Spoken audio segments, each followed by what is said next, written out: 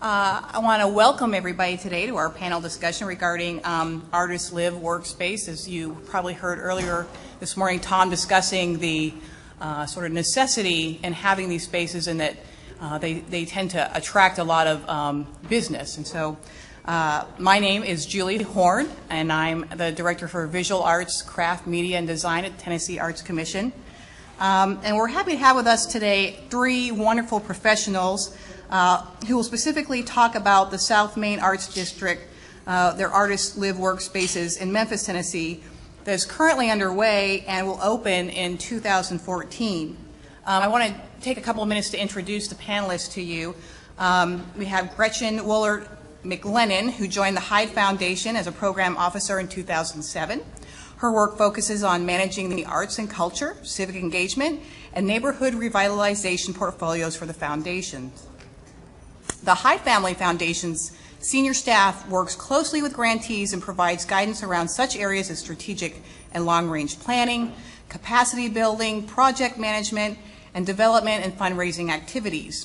Prior to her work at the Hyde Family Foundation, Gretchen was a major gifts officer for Metropolitan Interfaith Association and a donor relations officer for Community Foundation for Greater Atlanta. She was named in the top 40 under 40 in 2009 by Memphis Business Journal.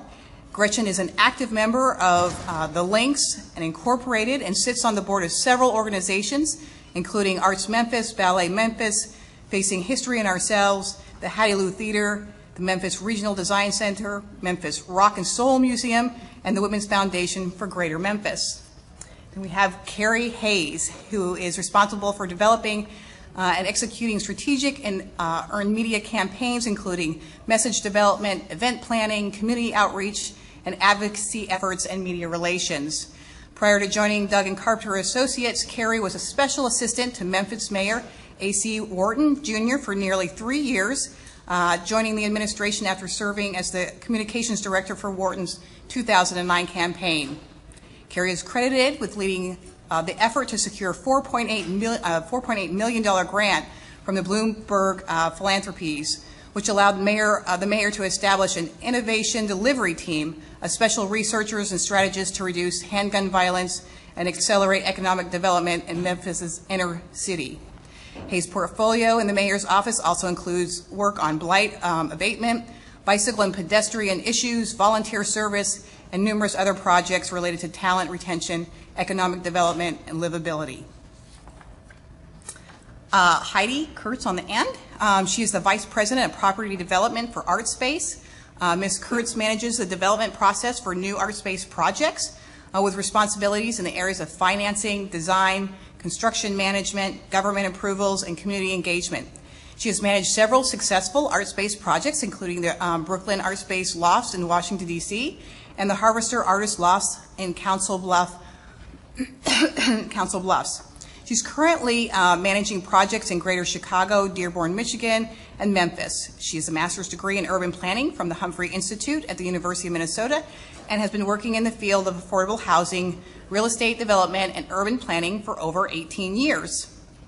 Before joining Artspace, Ms. Kurtz managed the private development of over $220 million in real estate in the Twin Cities. She's a member of the Urban Land Institute and serves on the board of directors of Xenon Dance Company in Minneapolis, Minnesota, and is on the advisory board for Dance Place in Washington, D.C. Please welcome the panelists this morning.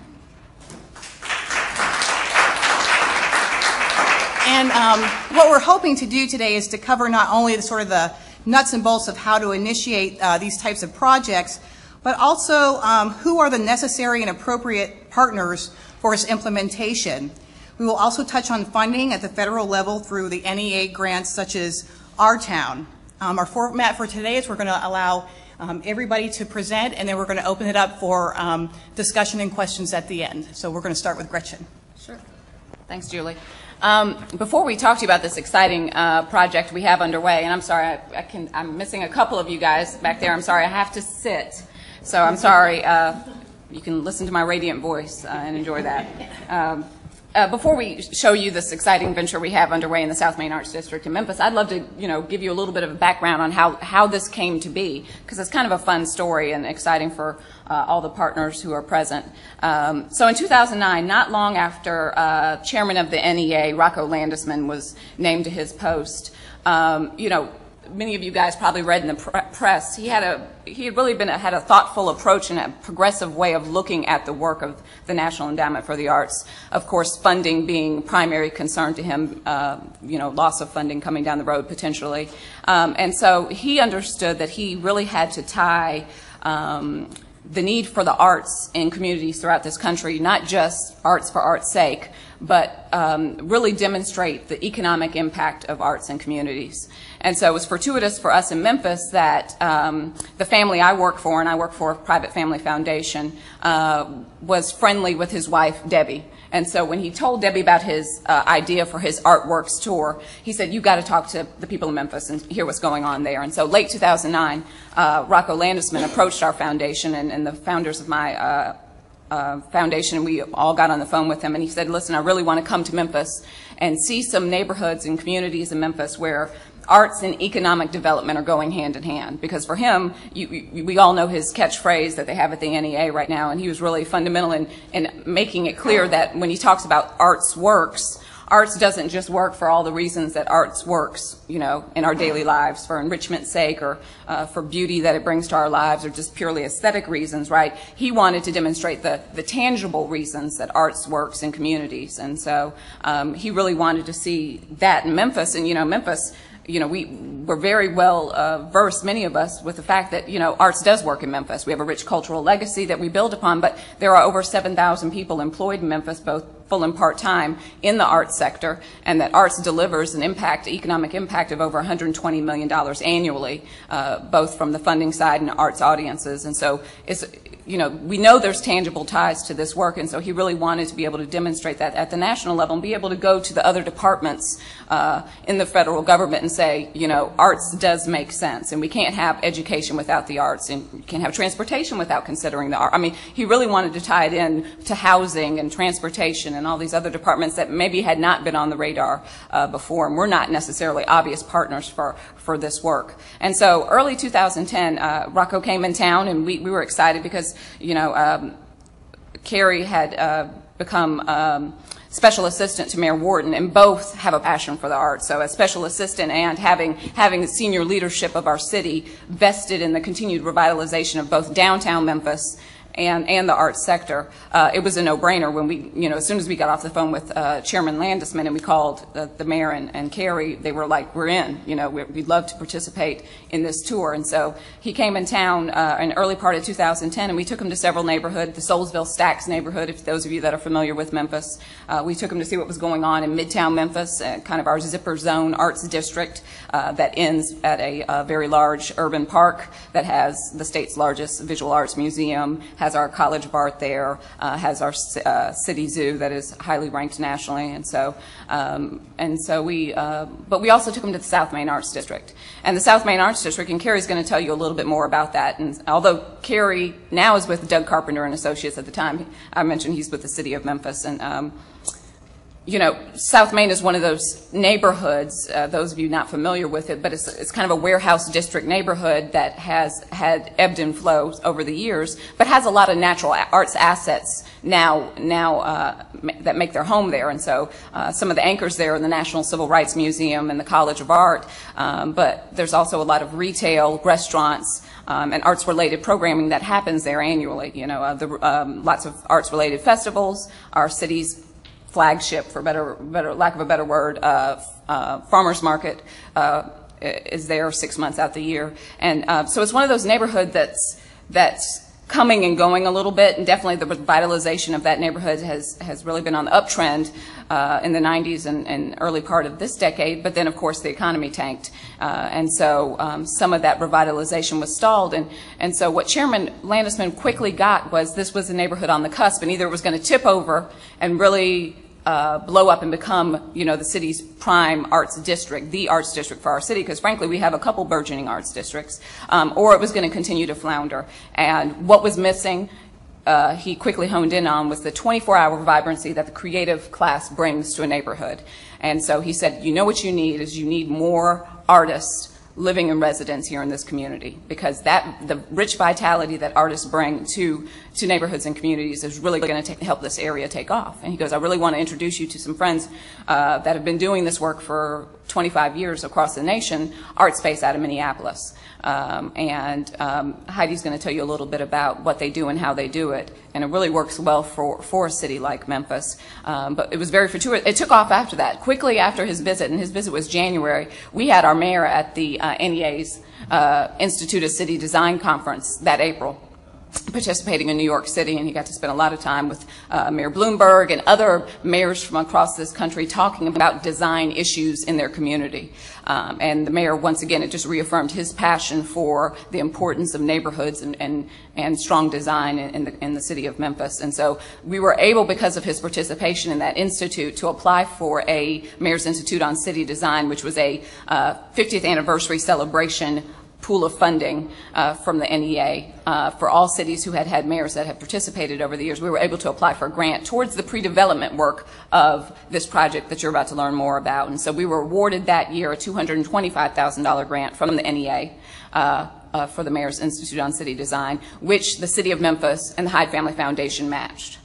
And then the next year, although we had won that grant in 2010, that was a special pool of funding. So we were eligible again in 2011 to apply for another grant for the same project. And we did, and we were awarded $100,000 that we've also, the City and Hyde Family Foundation have again matched. So for the most part, we've received most of the funding towards the pre-development work of this project, which is great, but we've got a long way to go on that. But I'm not going to get ahead of myself. I want Carrie to tell you a little bit about the South Main District, Arts District, so you have an understanding of kind of where we are. Thanks, Gretchen, and thank you, everybody, for coming, and to the Tennessee Arts Commission for doing this, and to Julie and Shannon and everybody else for putting so much work into making this this conference happen. So, as Gretchen has indicated, there is no one narrative path by which we are trying to bring the South Main District back to life. It is still very much a work in progress, and still something that is a joint partnership that requires a lot of institutions and people working together. But as Gretchen and Julie indicated, I was with the mayor's office in Memphis for about 3 years before I left to join the private sector, and I am now located on South Main. Our office is in one of the buildings that you'll see in a second. So as I'm going to take you through a little sort of history and then where we are now in terms of the district and its relationship to the rest of the city. And what's interesting is that as we're talking about South Main's sort of rise and fall and returned rise, we're really talking about that narrative unfolding all over Memphis, and I suspect is true in a lot of other cities and towns across Tennessee and across the country. This is, can I make this work? So this is sort of the bluff that Memphis sits on, and this is what I'm circling now, sort of the downtown core proper. That's sort of the financial, economic heart of the city, has been since the 1820s. This area that we're going to be talking about is sort of originally was practically a suburb and was very dense residential, very dense mixed use, and a lot of warehouse space starting in sort of the early part of the 20th century. This is a lot of fun. One of these trolleys moving past Central Station. Everybody knows who this guy is. This is Dewey Phillips, who was the first DJ to play Elvis's records at a hotel called the Chiska Hotel, which is still standing. That's at one end of South Main. So this is in the 1950s sometimes. This is probably when the neighborhood was at its sort of cultural and economic peak. It was being served by two very large train stations, had a huge amount of manufacturing and industrial warehouse space, and a great deal of residential activity all around it. So the fact that the Chiska Hotel was sort of the hottest and most interesting point of this neighborhood made it perfectly appropriate that Elvis would begin his rise to fame at the radio station that was on the second floor of this hotel. Unfortunately, we sort of begin not long thereafter in this sort of pattern of decline. This is a train station, Union Station, that is no longer there, unfortunately. Its last train was in 1964, and anybody that knows anything about cities and sort of the history of the United States, this was not a terribly terrific time for a lot of cities, particularly in Middle America. Urban centers were becoming gradually but pretty steadily disinvested, and things like train service that had made them so prosperous and so successful were slowly declining, and the trains were so important to South Main. This is one of several buildings we've discovered called the United Warehouse in downtown Memphis. Perfect. There are dozens of exactly this type of building that were once thriving centers of distribution and economic vitality that are now sitting empty right in the middle of downtown. This is a shot from the window where James Earl Ray shot Martin Luther King in 1968. If I can find it, this is the balcony. Those people are clustered where Martin Luther King was standing. You know, this is the train station that I was referring to, I think, earlier. I mean, this really, more than almost any other events in the city's history, prompted and really accelerated this decline. It became a horribly contentious and fraught part of town, lots of perceptions around safety, obviously very emotionally charged. The hotel obviously suffered a great deal. And that was really the way things sort of subsisted for about another 20 or so years. And this was happening throughout the entire rest of the city. You know, all the sort of industrial activity was being pushed farther east, away from the city center. But what remained were these really terrific assets, this urban, you know, form that was really wonderfully intact with very strong infrastructure, buildings that were just beautiful, building stock that were still intact, and the prices were unbelievably low. So we had people like the McGowans.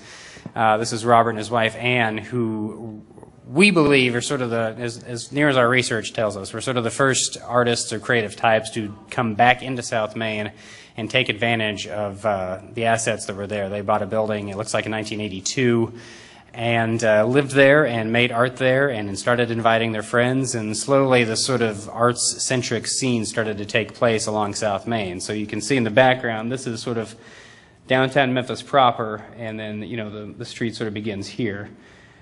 Has anybody seen this movie? Has anybody not seen this movie? So, fantastic movie. If you want to know anything about Memphis, sort of in the late 80s and South Main in particular, it's a fantastic film by Jim Jarmusch. And it's the first of a lot of these, you know, movies that have been filmed in or around or parts of them on South Main. So it's a wonderfully gritty, urban, very representative sort of urban landscape for the city that's been very productive in this sense. This is at one end of South Main, so now we're sort of moving back into kind of an upswing, and it's important to understand this wasn't attributable to any one thing. This was a series of steps, and some might even say false starts, of things that happened over a long period of time that sort of are slowly bringing people back. So Central Station continues to be served by Amtrak, always has been, but is now home to a lot of offices, apartments, other things. This looks like it was taken during a South Main trolley tour, which is our version of an art walk that happens up and down South Main once a month. So this is the neighborhood today. This shot was taken, I'm sure, just a couple of years ago, so you can see the kind of architecture I'm talking about that's so funky and so cool. This is a little bit hard to see maybe, but I'll try to sort of pinpoint. So this is Central Station that I showed just a second ago. The Civil Rights Museum is here. Across the street is the Memphis College of Art's new graduate campus, right down there, sorry. And then we've got a couple of other things. The Orpheum Theater, which is our big Broadway house, is up here. So it's a collection of assets that all sort of interact with arts and creativity in different ways that have sort of naturally clustered there over the last 20 years or so. Including the Civil Rights Museum, opened in 1991 on the site of the former Lorraine Motel where Martin Luther King was assassinated, undergoing a massive revitalization right now thanks to the generosity of the Hyde Foundations and a lot of other folks. The Memphis College of Art just opened a new graduate school last year in this fantastic old warehouse building that they have completely renovated and is now housing all their graduate programs and a great gift shop and some fantastic galleries. The Memphis Music Foundation is a nonprofit organization that focuses on helping to develop musical, not talent, but infrastructure, businesses, revenue models for people that are interested in the music industry. WEVL is a nonprofit independent radio station that's completely volunteer run. It's a guy named Harlan T. Bobo who's fantastic if you haven't heard of him. The Folk Alliance is another nonprofit organization that focuses on supporting folk music. They do a huge conference, up until very recently was in Memphis every year, and their offices are still on South Main. The Blues Foundation obviously exists to conserve and protect blues heritage that originated in Memphis in the Mid-South. So there's the Blues Foundation, and there's the College of Art, and this is my office right there. The Orpheum Theater that I mentioned was renovated in the early 80s and also did a lot to serve all of downtown, but particularly has driven a lot of activity down the rest of South Main and throughout the rest of Memphis's downtown core. And Central Station, again to the south, is looking great. Tons of people in and out of it every day, coming from all over the country and going to work. The trolleys are back on South Main, taking people up and down. And this is South Main sort of right now. I mean, it's about 2,500 people live there. This is during a trolley tour night. People are living there. Galleries are obviously everywhere. Lots and lots and lots of people.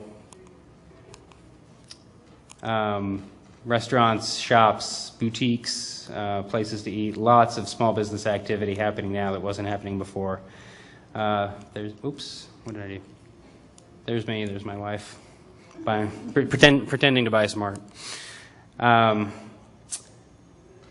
Yeah, it's really, you know, starting to come back stronger and stronger every year. I mean, all of these shots were taken within the last couple of years, and this year, you know, all of these.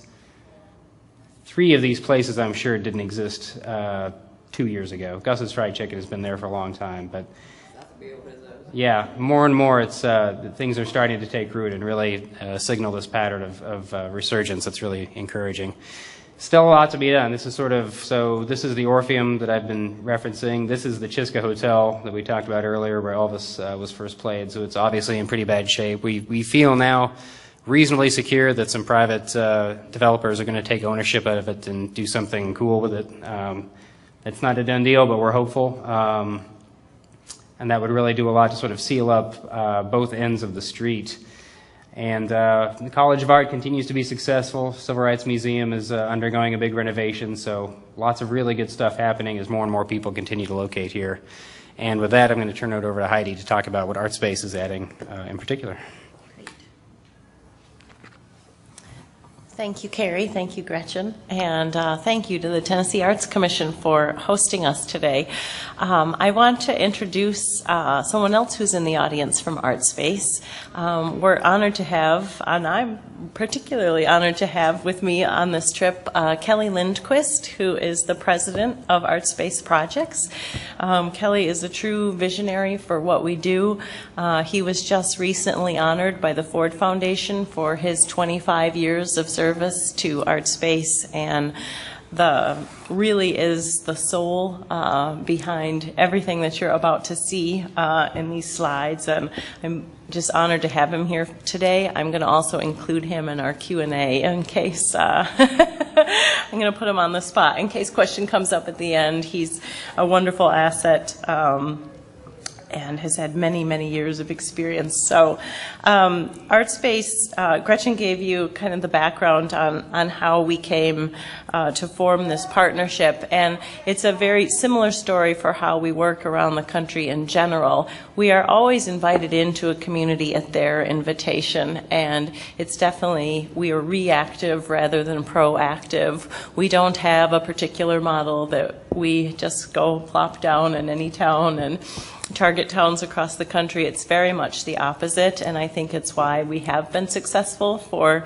nearly 30 years now. Every project is unique and reflective of that community's needs, and so Memphis is a fantastic example of a great new partnership for us. So a little bit about Artspace. We were established in 1979, and originally we were really formed as a tenants' rights advocacy group for artists who were being displaced in the warehouse district of Minneapolis. But as the story is as old as time, the artists moved in, the rents went up, and the artists moved out. And we were having to help those same tenants over and over again find affordable space. So in the mid-'80s, with the creation of some economic development tools, we formed more of a real estate development company, which is what we are now, and you'll see a picture of our first project.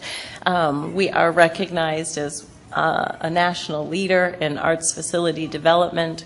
We have 33 projects completed in 13 states, 4 currently under construction, and several more in pre-development. And Memphis is one of those 13 in active pre-development right now. We have 1,100 affordable live-work units serving more than 2,000 artists and their families around the United States. Our mission is very straightforward. It is to create, foster, and preserve affordable space for artists and arts organizations. And the preservation piece is one of the most critical pieces of what we do, because it is about creating that permanent affordable space in perpetuity. Our goal is to really help be a catalyst and a partner and build better communities through the arts.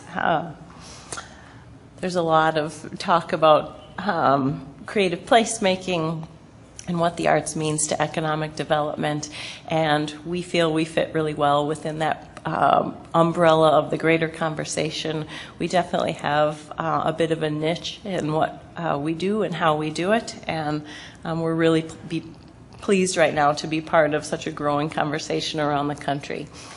Our programs fall into 4 or 5 categories. We do property development, which my division and my colleagues work on the kind of day-to-day due diligence for these kinds of projects. We also manage our portfolio long-term. We provide national consulting, and then we provide a broader community development consulting as well. This is a map of our projects around the United States. We are everywhere from a small town in Minnesota called Fergus Falls in the northwest corner, where we have 10 wonderful units that have been in operation for many, many years now, to New York City, where we just broke ground on a fabulous project in East Harlem just a few weeks ago with Ford and Mayor Bloomberg and many other partners. So, and everything in between. So I think some people think we must only work in LA and New York, and as you can see from that map, it's not true at all. This is the project in Memphis, is definitely our first in the state of Tennessee. And so we're thrilled to be here. Artspace benefits communities in a number of ways, and normally I don't like to read slides. I just like to show pretty pictures. And I almost deleted this one, and then I said, no, actually what it says is really important. So I wanted to point out a few things. We do take on primarily deteriorated structures. Addressing slum and blight issues is also one of our core values, and using underutilized spaces like we are with the United Warehouse building and several projects in our portfolio. By bringing those buildings back, it creates all kinds of sustainability goals as well for reusing and recycling existing spaces. That also help boost property values in the area. And many, many studies have been done, of course, about the economic impact of the arts and property values, and is certainly one of those measures. We help foster safe and livable neighborhoods without driving gentrification-led displacement. And I thought that was very well said. We also provide an anchor for Arts District. And so just the examples that Carrie was giving about South Main. There's some wonderful things happening in South Main and so much momentum, and we're hoping that this project will really be an anchor for that neighborhood and helping it grow and prosper. It also helps attract additional artists, arts businesses, organizations, and supports both arts and non-arts businesses in the area. The projects also benefit the artists directly by providing space that meets residential and professional needs at very affordable rates. You'll see in a minute how we finance our projects, but they are designed to serve low and moderate income people, and both our residential and commercial spaces are always targeted at below market rates. We catalyze an arts community so that that community of individuals becomes more than a sum of its parts. We help artists increase production and collaborate and have enhanced visibility. You'll see several slides about how that all works. And the communities are just fantastic. The residents take a huge sense of ownership and pride in their space. They're very different than a traditional rental housing model. There's very much a sense of ownership in the spaces as well. And they help enhance the professional reputations of individual artists, and in some, I would say many cases, help increase their income generated through their art activity. Our projects all operate in the black, attract visitors and tourists, generate economic development, and are all owned and operated by Artspace to guarantee their long-term affordability. I think since 1979 we have only sold one building in our entire portfolio, and we have a very engaged and active board of directors. We have 40 members around the United States who are all committed to that mission as well. So here's just an example of some of our projects, and this is the one that I referenced was our very first in 1986, the Northern Warehouse in the Lowertown neighborhood of St. Paul. Lowertown is a neighborhood that's very similar to South Main, Memphis, and there was one abandoned warehouse after another. And if I was enjoying those slides you had of that couple that were the pioneers in coming back, because I think there'd be a picture of Kelly Lindquist and Tom Nordike, and I think we have a picture of everyone wearing funny hats and really being true pioneers of taking on this building. There's two buildings now, and it's a combination of 52 units and 66 units of live workspace that opened in 1990 and 1993. And what followed that was a huge boom of economic investment, condominium development. The light rail is now terminating right at this location. The farmers market is there. Upscale restaurants are now in that area. And we just had the opportunity to sell this building and instead reapplied for tax credits, redid the financing, so it's going to be affordable for at least another 30 years. And it's a really great success story for the community and for Artspace. We also provide affordable studio, rehearsal, and office space. This is the Hennepin Center for the Art, right on Hennepin Avenue in downtown Minneapolis. It has 9 dance studios, offices for 17 or maybe more arts organization. It used to be the Masonic Temple, and we acquired it in 1997. And it's now the Kohl's Center. I don't know if I have a picture of the whole center. Too many. Oh, that's right. It looked funny. But there's now a beautiful Kohl's Center for Dance next door, which was the Schubert Theater that we moved. It's in the Guinness Book of World Records as the largest building ever moved on rubber tires. And so we are not afraid of challenges at Artspace by any stretch of the imagination. This is a project in Houston, Texas, the Elder Street Artist Lofts, again, a historic renovation, and is a great example of our portfolio. We have another project that is going to be a wonderful revitalization and preservation effort called the Bell School Arts Campus in New Orleans, Louisiana. It's in the Treme neighborhood. And it's going to be an adaptive reuse of a 2-block area, including this building, which is the anchor. And my colleague Joe Butler, who's working with me on the Memphis project, resides in New Orleans and will be working on, has been working on this project for a long time. This is from one of the events in our buildings, and our spaces are designed for living. This is an example of a great live workspace in Seattle, Washington, in the Pioneer Square neighborhood. This is our favorite interior shot of all of our units in our portfolio, so we always have to put it into our slideshow. This soundproof studio. As you can see, we give the residents a lot of latitude in how they finish out their space. We really design them to be a blank canvas, so to speak.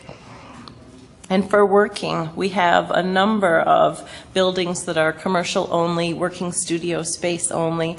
Our own offices downtown Minneapolis are the Traffic Zone Center for Visual Art, and we share that building with 24 mid-career artists who own their studio spaces as well. And then for exhibition, this is Sailboat Bend in Fort Lauderdale, Florida, and I think they had over 75 events in their space last year. It was extremely active, and so the residents that live there and exhibit there have huge exposure to the broader community that they otherwise wouldn't have those kinds of opportunities. This is the Brookland Artspace Lofts in Washington, D.C., an example of one of their many, many events that they had in just their first year of operation. And then for performing, this is the Goodale Theater at the Kohl's Center for Dance in Minneapolis, and is now the permanent home for all of the dance companies in the Twin Cities area. We also have a lot of space in most of our buildings for creative businesses. This is in the Northern Warehouse. It's a Black Dog Cafe and Wine Bar that has been there for many, many years, and they also help promote local performances as well. And a coffee shop in Seattle. Who would have thought? Not a Starbucks, though. We have numerous art crawls, and some are big events, some are small events, but every one of our buildings has an events and exhibition committee, and the buildings really are as active as the residents want them to be. We give some guidance, but Artspace is not a programming organization, and it really is up to the residents to figure out how much they want to do with it. The amenities of our buildings, almost all have very large windows and a lot of natural light. This is a wonderful project in Pittsburgh, Pennsylvania. It was our first project outside of the state of Minnesota. High ceilings, minimum 9 feet, but if we can find those gem buildings that have 12-foot ceilings or even higher, it's great kind of space. And then activities around the site as well. A lot of our properties have community gardens or other kind of installation art, outdoor exhibition space that isn't there initially when they're built, and the residents take it upon themselves to really move outside of the walls of the building and into the community, and this project is one of those. And vibrant neighborhoods. This is the Toshiro Kaplan building again in Seattle, Washington, and when we built this building, Pioneer Square was not what it is today. It was filled with nothing but vacant warehouses and a lot of crime and a lot of blight, and now this neighborhood is really the flourishing, anchoring gallery space art district of all of Seattle. But how do we do all of this financially? Because it does take a lot of resources to put these projects together. And so this is an example of every project's unique, but these are really kind of the typical sources of funds that Artspace uses to finance our projects. The driving one is the Low-Income Housing Tax Credit Program, which is a federal program that's administered by each state. It's a competitive program, and so we have to apply along with all other types of applicants, providing many different kinds of affordable housing. And then if the project is historic, we apply for historic tax credits as well. And then other state and federal resources like community development block grants, home funds, state cultural facility grants, economic development initiatives, bonds, and philanthropic gifts. This is just an example of one of our projects. I put this slide in here because it's very similar to the Memphis project. It's a project in Elgin, Illinois that's just finishing construction. It's both an adaptive reuse of an old Sears building and it's new construction, and Memphis will be a combination of the two as well. So you can see that the big driving generator is of revenue is the federal low-income housing tax credit dollars. They make up almost always over 50% of the capital needed for the project. And then we have some of those other sources as well. In this instance, the city donated the building to us. They entered into a land swap agreement with the college. And so the property was valued at over $2 million. And they donated it for this project because they thought bringing 55 units of affordable live workspace for artists and 8,000 square feet of commercial space was a no-brainer type investment for that community. And I think this is the same slide we used before. Different. Is it? Okay. Just to reorient people, but also talk to them about some of the properties we consider. And sure. So, to kind of see, well, actually, the property we are. Yeah, the our star. Yeah. Here's our star. So you can see we're at 138 St. Paul, which is really right. It's not on Main Street, but it's a block off and really in the heart of where those photos were of the retail shops and restaurants. And right here is where those other photos were of the College of Art and the Music Foundation, Carrie's office. So we did spend, I don't know how many visits walking through every warehouse that we could get into in the South Main area. One of them I actually was like kind of frightened. It was so, I've never felt darkness the way I experienced in that building. We went there 2 or 3 times. Yes, so, and it was raining as well. So that was some of the exciting part of my job. But the building we settled on really met all of the criteria that we look for on site selection, that it's close to what's right. I mean, we looked at the end of the day, we let the city of course, the city of Memphis being the primary partner on this, we really wanted, to make sure that, they were happy with the will of the group and what other stakeholders, and being right there in the center. It came down to 2 properties. You see the other one is this Blue Star. And it's a little bit outside the district. And we really struggled with our final decision. At the end of the day, the mayor wanted to be right in the thick of things. And once again, we went back to our original conversation with Rocco Landisman a couple years ago and said, look, this is what the NEA is excited about. This is what we were initially excited about. And so continuing to foster the revitalization of South Main is our priority. There was a great opportunity with another building, another United Warehouse, and maybe we could have expanded the outreach of South Main, but that would have been a longer term process. And South Main is still at that crossroads. And we felt like this, if we're going to help tip it, let's help tip it and not just talk about doing, but actually do it. So that's how we settled on the building. And Heidi, go ahead, show them our fabulous. Ta-da! So here's the before shot, which a lot of the other slides I showed you, we had similar, much worse actually than this before shot. So the building's actually in fairly good condition. We're purchasing it. This is not a publicly owned property. We are purchasing it from a private seller, but a seller who's been very patient and generous about supporting our effort.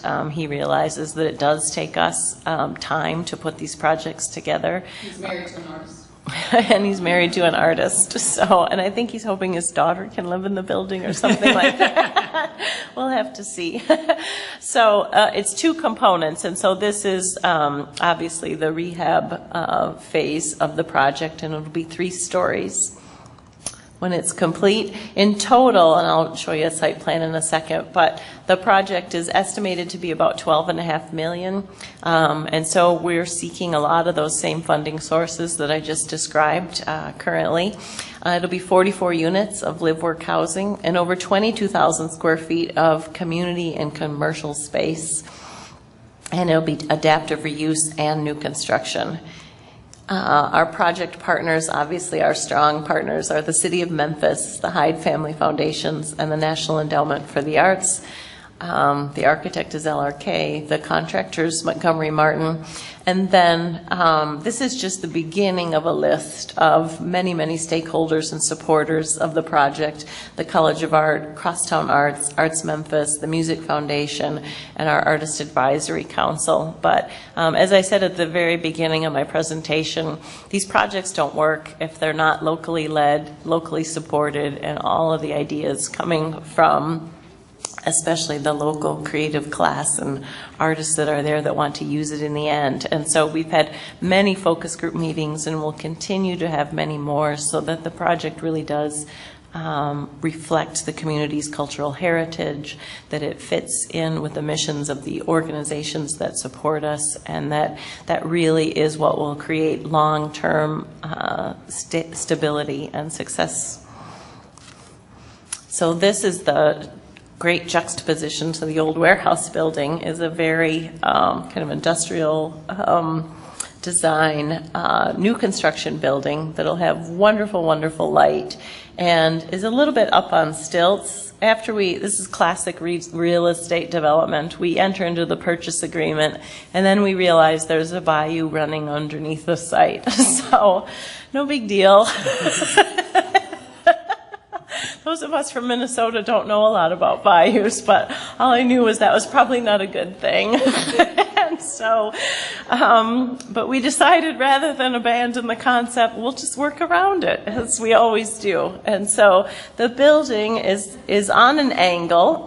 You can see it's very faint, and I have pictures of this in the back, but there's a faint kind of dash curve line here, and that's where the bayou is. And I didn't want to get in a big fight with the lending and investing community that, it's no problem to build over this. We just decided to scoot the building over a little bit. So this is a site plan. Obviously, this is the United Warehouse building, and this is the ground floor. It'll have working studio spaces in purple and a big community gallery space with areas to present film, dance, theater. It's a very large space that is multifunctional. And then the new building is built on this angle, and so you can't really see it. It's these little black dots are the stilts that you saw in the previous picture, and it fits here so that underneath is additional space for a performance plaza, for workshop, gallery, exhibition, and demonstration space.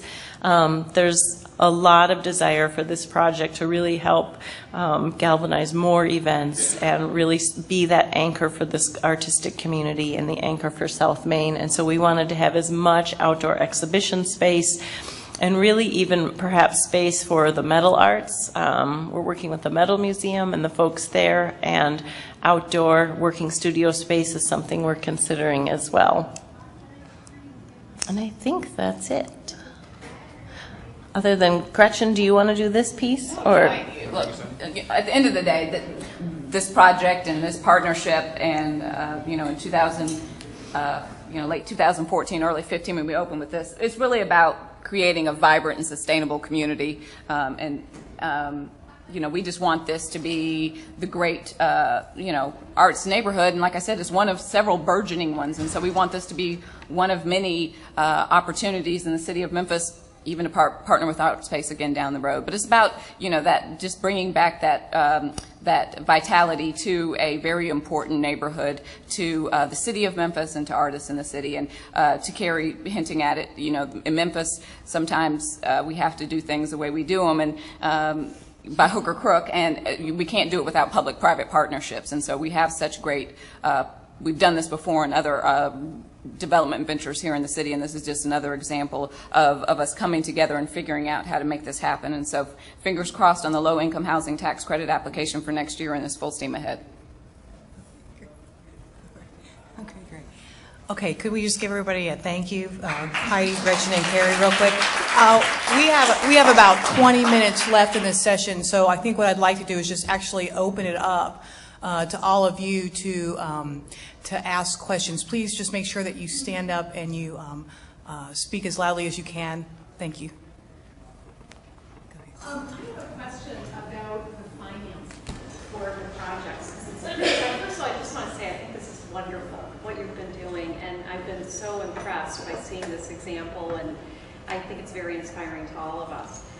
Do you have a kind of a real estate investment trust? Is that how you're getting money from private investors, or how are you doing that? I know you do public funding, and you've named all those public sources, but it seems like that would not be sufficient to cover all of the costs. So are you kind of earning revenues from the rental of the units that goes into maintenance and restoration of those facilities, and is that spun off into each community, or do you retain that in Minneapolis with the Artspace? Like, how do you deal with that? How do we? Sure, I can.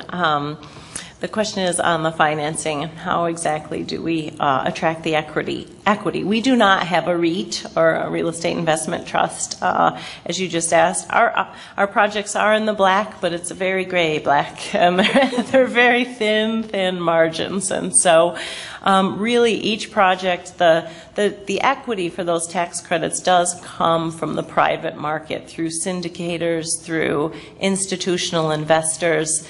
The Morgan Stanleys, the Bank of Americas, the U.S. Bank, they provide, they're the ones that purchase those tax credits. And all the projects are structured as a limited partnership. And so Artspace is the general partner, but the large 99% limited partner is usually one of those institutional investors. But we are the managing member of all of those projects, and we are the ones that raise the philanthropic dollars, which is usually 10 to 20% of the funding for each project, and then all of the other soft financing. So our day-to-day cash flow off the cash that does flow off of these projects is either put right back into the project, or it does come for the overall Artspace operation. But most of Artspace's operational support does not come off of our projects. I just think it's really interesting because this is one of the things that's really vexing and difficult for many arts projects, as I'm sure you know, around the country. So we just don't plan for the restoration and the renovation and all that stuff. So I just think it's really interesting how you're doing the financing and ongoing maintenance of these spaces. It's great. And I will say, frankly, that's what makes it attractive to cities. I mean, Memphis would not have, if they had come into town and said, love to be here, we'd love to do this, $15 million, as soon as you have that raise, let us know.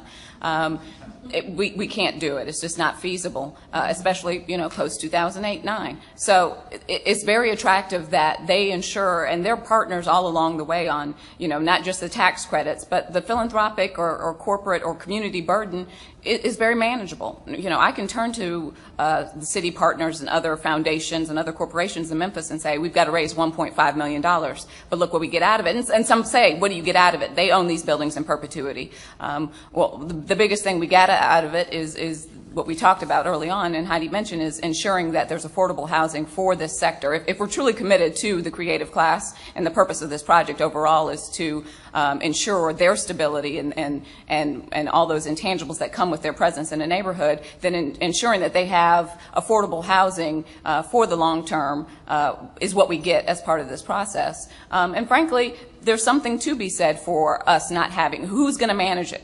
Hyde Family Foundation, we're not managing this project afterwards. City of Memphis is not in that business. And so, there is a certain relief to know that we've got great, not only developers, but long-term management partners ensuring that this is going to be a well-maintained building. The original, she talked about their first project in St. Paul. I walked that site with them last year. It's a very beautifully maintained building. I mean, it looks excellent, and that community is better for the presence of Artspace in that area. So you're right, the financing is very interesting, and it takes a minute to get your head around it, but there's so many benefits to cities and communities for how this is structured.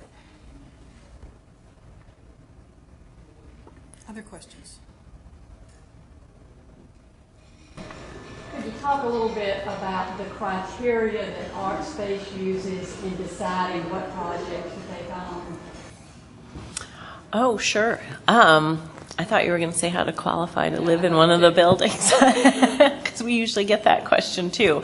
But in terms of what projects to take on, we come to a community through the invitation, but it starts out as usually a 2-day consulting visit, and it's kind of a mutual interview process where the community is figuring out is Artspace the right fit for the community and its needs, and we're trying to ascertain, does the community have the infrastructure that it takes to support a project like what we're doing. And so obviously a strong artistic community is one of the elements that's very important to us. And a city and city leadership is critically important. Are they supportive of this type of project? Does the city staff, does the council, is the mayor really behind it? We have to have that support or it just doesn't work. And then third is the philanthropic community, the foundation community. Does the community have a strong sense of supporting the arts and culture? And it doesn't have to be huge, but are there some local resources that can help us navigate those waters? So those are the three biggest components to what we're looking for, and is really trying to determine who those anchor partners are going to be. We get a lot of phone calls of, I have this great building, and I think it would be great if it would be filled with artists. And then we start asking them, okay, well, do you have this type of commitment, these types of organizations, these types of resources? And most of the time they don't call back. So it's usually those commercial brokers and those kinds of folks who are very well-meaning, and they usually are really lovely buildings, but we've got to have that much bigger fabric of support for it to work. We are not. I used to work for a company that ran into a lot of NIMBYism and those kinds of things, and we just don't have any of that in our projects because we do that work early on to make sure that this project is supported by multiple layers and organizations. So Yes. how do you select your tenant? And how do you define an artist? So we have a very, very broad definition of the arts. It includes everything from birch bark canoe makers to poets to performance art to set designers, writers, musicians, the culinary arts, the healing arts. We used to have a slide that had the huge definition of artists, but it's a very, very broad umbrella. And in this day of the technical world, there's tons of graphic design and all kinds of things in the computer world that are also considered artistic. So you can go into one of our units that's a writer or an actor lives in, and it kind of looks like a normal apartment unit, but it might have some art on the walls and some creative design. And then you can go into another person's unit who is a mask maker, and there's a unique mask covering every inch of the space, and it just can be incredible. And we allow the artists to the hallways, the common areas, everything really becomes their canvas. So you can paint the walls, you can paint the floors. You can't paint the appliances. We've had that question a lot.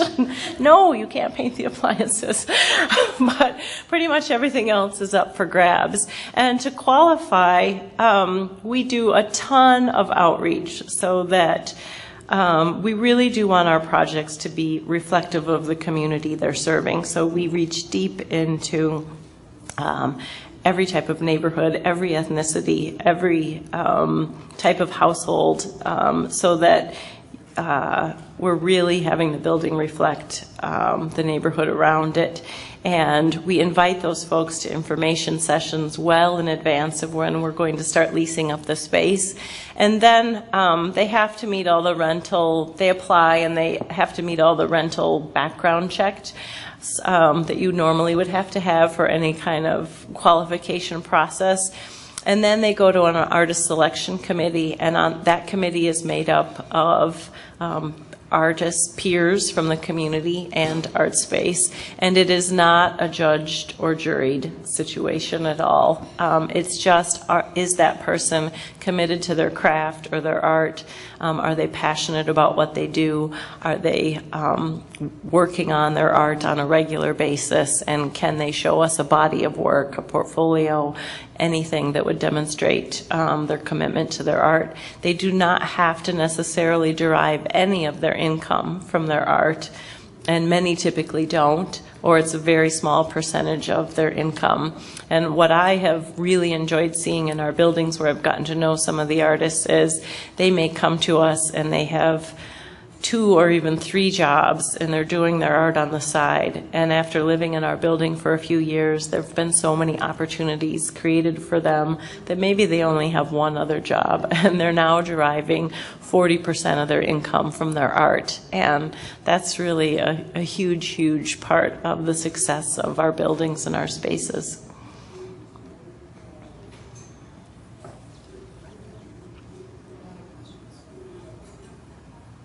Is there an ideal building that you look at in specific as far as what the building would need to be?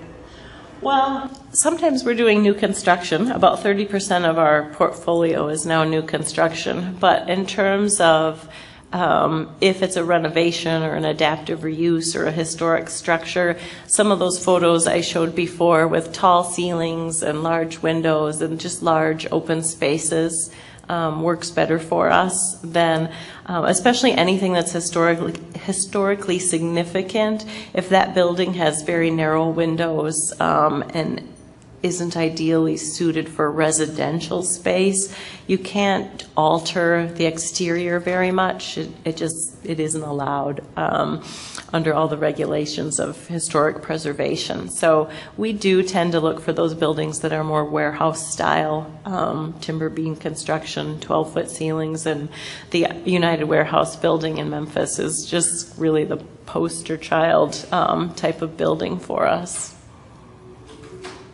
Yes? Yeah, I have just a kind of an interesting sidebar that an additional program at Artspace that's been growing rapidly over the last 5 years is the program funded primarily by Ford Foundations and Kresge's and Bloomberg to some extent. And that is for Artspace to work with distinct cultures and distinct communities that are otherwise underserved or isolated.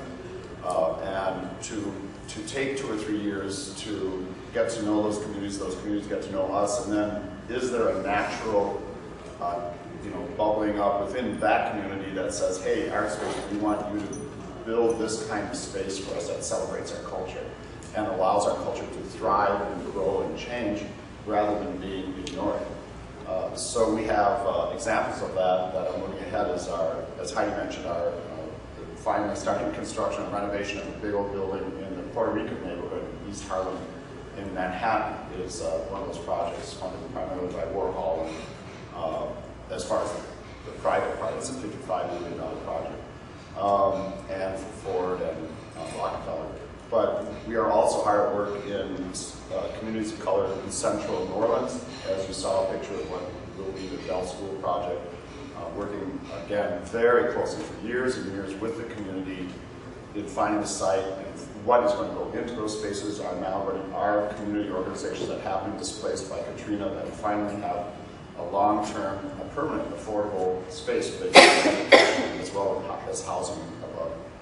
Another one is in Pine Ridge Reservation in South Dakota, where we've worked with them for about 5 years. This is another community that has been extremely mistreated and cast aside by mainstream America and incorrectly visioned by well-meaning groups as just a wasteland and how terrible. But actually, I go to Pine Ridge probably once every 2 months, and I see it as a land of hope. I really do. And there's such beauty and growth among the Lakota and Oglala Lakota people there that you'd be interested. What they came up with is they said, well, our tradition bearers, or culture bearers, as they call their, what we would say artists, are so spread out in their homes, they really don't need an artist housing project. But what they do need is some really cool space where they can create their work, and then also a way where they can buy the materials they need, the quills, the beads, the other work that they are working with to make their traditional regalia. And so we came up with an idea of a mobile studio unit with a kind of a trading post inside of it where the artists can come in and we can bring it to different parts. The reservation is as large as Connecticut and Rhode Island together. So we would drive it to different parts of the reservation and folks would be able to use it for like a 2-month period and also get all the materials there and move around the reservation. And it was fun trying to introduce that to Kresge and Ford and the NEA. And they all, I did too when folks came to me, just like, what? But when you think about it, you think about the challenges on the reservation, it's beautiful. We're also partnering with Native Hawaiian communities. And the main drive they have is the Native Hawaiian communities do not have a Hawaiian cultural center that celebrates the Hawaiian culture. Some of you may know there's a great Polynesian cultural center in Hawaii, and then there are exciting cultural centers for the Philippines and Japan and other countries, but there isn't a Native Hawaiian cultural center. So we're partnering with them, and again, we're seeking support from a number of foundations around the country to develop a space that will celebrate the Native Hawaiian traditional culture. So those are cool examples of different type of work that Artspace is doing that you can imagine just from my voice is really fun, very inspiring. I very humbly learn all the time new things, new traditions, new ways of listening. Or the projects where you are sort of integrating multiple ethnic arts under one umbrella. Yes. Like a performing arts school or yes. space where we pull everybody together, even though we can identify and share unique creations that's culturally, unique. Yeah. But to do a performance or to share that with others. And that's a vision that gets me super excited as well. To have, for example, the New York space in East Harlem will, I think, go that way. The main floor now is going to be operated primarily, it's a huge space for the New York Hip Hop Theater Festival. And they'll have their public performance space, rehearsal spaces, administrative spaces, but then they will also be bringing in, because New York, as we all know, like many of our communities, has many different culturally rich neighborhoods and communities, and even East Harlem has all of that happening around it. So there will be really fun Latino organizations that are performing, dancing, or singing there. Different Asian organizations are going to be in there. Different African American organizations are going to be in there, and they're all going to be learning from each other and trying new things. And that's a good goal. That's a good goal. A lot of my friends and colleagues that represent distinct cultures are saying, yeah, this is great. We want to celebrate our culture. We want to make sure that that thrives. But we want to grow and change, too, just like anyone else. We want to get all that mix. Yes, because without the children, I just think all the time about schools. Yes. And just an ideal setting for kids to share their experiences and their Yes. heritage. And sometimes they tend to bully, tease, or harass others whose styles or whose creations, that they're doing projects together. Some may choose not to work with this particular student because his or her cultural experiences are different. Yep. But having them to really grow together and show appreciation for this diversity. Absolutely. And support each other into, just give accolades. Yep. And I think all of us in this room have probably found that the arts is a really good way of doing that. Little kids are really good too, because there's a wonderful time in life where they're just mixing with everyone and they don't care. But as you grow older, arts is a really good way of bringing all different cultures together, because you can go, oh wow, how cool that you weave that way from our Hmong artist friends, or how can you make a bridge by canoe from our Ojibwe friends, these sorts of things. Okay, as we wrap it up here just a second, I had a question though for any of you, which is, Heidi, you had mentioned that you are invited into a community, and one of the largest stakeholders really are the artists themselves, and so I'm wondering who makes the ask, who who is the one that makes the phone call that says, will you come here? Because quite frankly, not every community is as incredibly lucky as Memphis is for having amazing art patrons like the Hyde Foundation. And if you have a group of artists who simply want and desire that, could you offer up some advice for how they need to kind of get it together and where they need to be in this process before they make that kind of call? Or, you know, who are the big game players that they need? Because I'm not sure if you do actually get phone calls from groups of artists that say, there's this great building and you know, I contacted the owner of the building, but they don't seem to want to work, or I'm having a hard time, or just offer up some sort of nuts and bolts advice about. Well, it certainly does not have to be an organized group of artists. Oftentimes, it's one individual or two individuals that have heard of us at a conference or something and start talking in a coffee shop. So they don't have to have it all figured out and that big coalition built before they even make the call. In fact, it's often through our process and just by having the call to the meeting when we come to town that a lot of artists come out really from, it's like, oh, who knew they were there? They've been in this community the whole time. But we have, there's two wonderful filmmakers in Memphis who never met until a meeting that we hosted last night. And that's an example of what happens time and time again. People hear about our meetings and what we're trying to do, and folks really show up and start connecting with one another. I've had many experiences, especially on the very early work on the consulting and new projects end, where we come to the end of the day and we realize what the community doesn't need necessarily is a building. What they need is to have a better platform for communicating and connecting with one another. And that happens time and time again. So really just being kind of a way to help those people form those connections. Then they may come back to us 2 or 3 years later and say, okay, now we actually really do want a building, and will you come back and let's have a further discussion. We've had some buildings some projects take as long as 12 years to complete, and some as quickly as 3, but usually a lot of it is on a kind of a 5 to 7 year timeline, and a lot of that work is in the community engagement piece, as the piece Kelly was just talking about, and some of our discovery work. And in other communities, it often does take that long for those pieces to really come together. And we can help facilitate some of that. But a lot of it comes from having 1 or 2 people who are just really passionate and have a vision about what they want to see in their community. And they almost always are there at the end with the golden shovel in hand, standing next to us. And we really feel like just a facilitator of those folks' vision.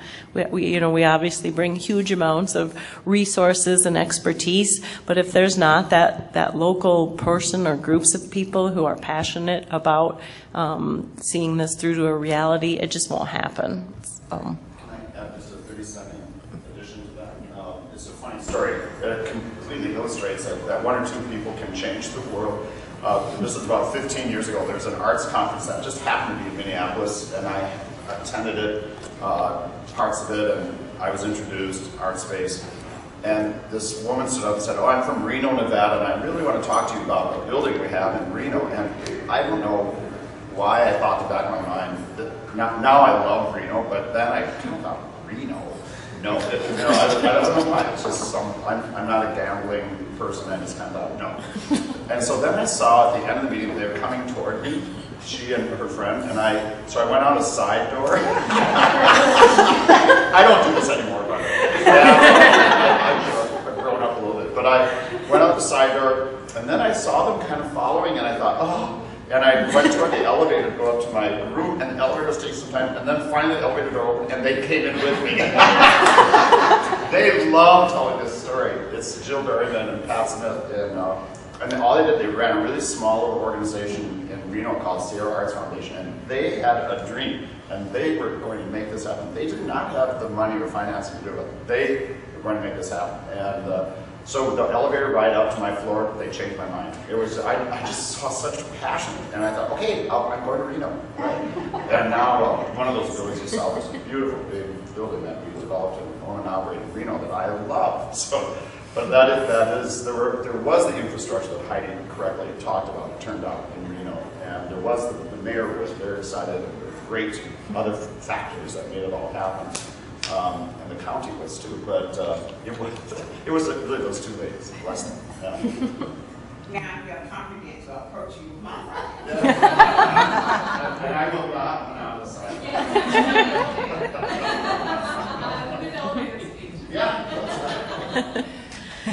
I did leave in the back room there on the back table, there's some portfolios and brochures and my business cards and some information. Thank you. Any other questions? Well, again, thank you so much, Heidi, Carrie, and Gretchen. Appreciate you guys.